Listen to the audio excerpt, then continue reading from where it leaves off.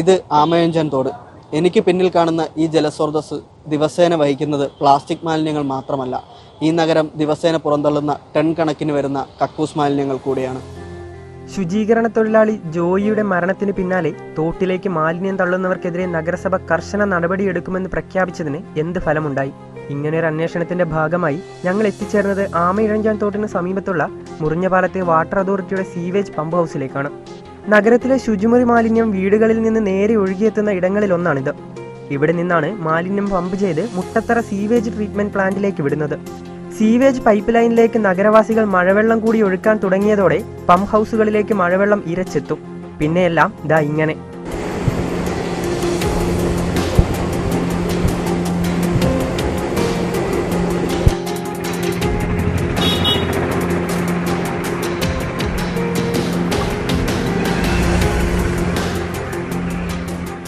ഇത് വെറും മഴവെള്ളമാണെന്ന് കരുതരുത്. വെള്ളത്തോടൊപ്പം മനുഷ്യ വിസർജ്യം കൂടിയാണ് ആമയിഴഞ്ചാൻ തോട്ടിലേക്ക് ഒഴുകുന്നത്. ആമയിഴഞ്ചാൻ തോടിന്റെ കരയിലുള്ള 9 പമ്പ് ഹൗസുകളിൽ നിന്നുള്ള അവസ്ഥ ഇതുതന്നെയാണ്. വൈദ്യുതി ഇല്ലാത്തപ്പോൾ പമ്പ് ഹൗസിലെത്തുന്ന സെപ്റ്റിക് മാലിന്യം തിരികെ വീടുകളിലേക്ക് പോകാതിരിക്കാൻ സ്ഥാപിച്ച പൈപ്പുകൾ ഇന്ന് സദാ തോട്ടിലേക്ക് മനുഷ്യ വിസർജ്യം തള്ളുകയാണ്. ഇത് മൊത്തം ഇവിടെയുള്ള വൻകിട കച്ചവടക്കാരും കടക്കാരും തട്ട് കച്ചവടമൊക്കെ ചെയ്യുന്നവരാണ് ഇതിനകത്ത് വേസ്റ്റ് കൊണ്ടുവന്ന് തള്ളുന്നത്. കഴിഞ്ഞ തവണയുടെ വേസ്റ്റ് കോരി മാറ്റിയപ്പോഴത്തേക്ക് മാമ്പഴവും പൈനാപ്പിളും മുന്തിരി തട്ടുകളും ഒക്കെയാണ് ഇവിടെ വെച്ചിരുന്നത്. നമ്മൾ വെറുതെ ഈ ജനപ്രതിനിധികളും സർക്കാരിനെ കുറ്റം പറയാന്നേ ഉള്ളൂ. നമ്മൾ പൊതുജനങ്ങളും കൂടെ അതിന് മുൻകൈ എടുത്താൽ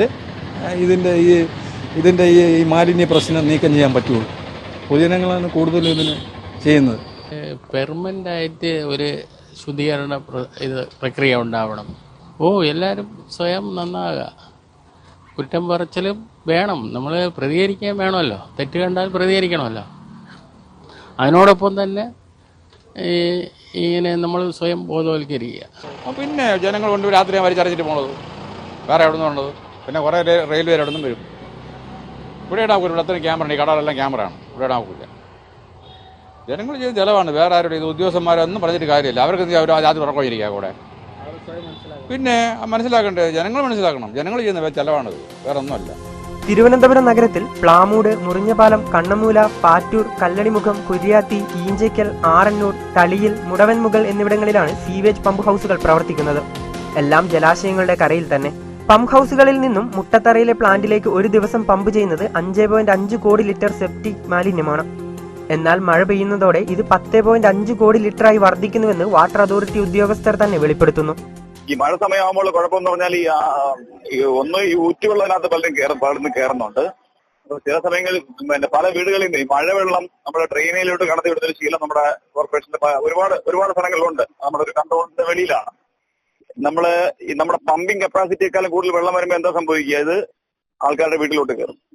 ആ ഒരു സിറ്റുവേഷൻ, എന്തെങ്കിലും എമർജൻസി സിറ്റുവേഷൻ വരുമ്പോൾ നമുക്ക് മാനേജ് ചെയ്യാനാണ് നമ്മൾ ആ ഓവർഫ്ലോ സാധാരണ വെക്കുന്നത്. തോട്ടിൽ മാലിന്യം തള്ളുന്നവരെ പിടികൂടാൻ പ്രത്യേക സ്ക്വാഡുകൾ ഇന്ന് നഗരത്തിൽ സജീവമാണ്.